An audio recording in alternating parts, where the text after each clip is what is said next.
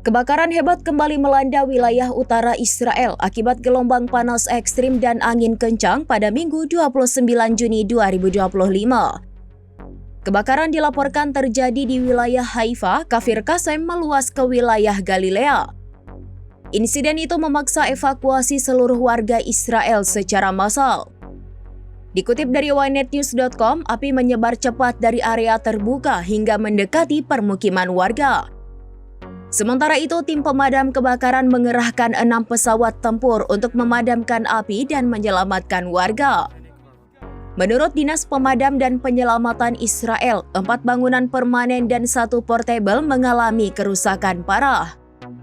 Selain itu, sejumlah warga dilaporkan hangus dilalap si jago merah.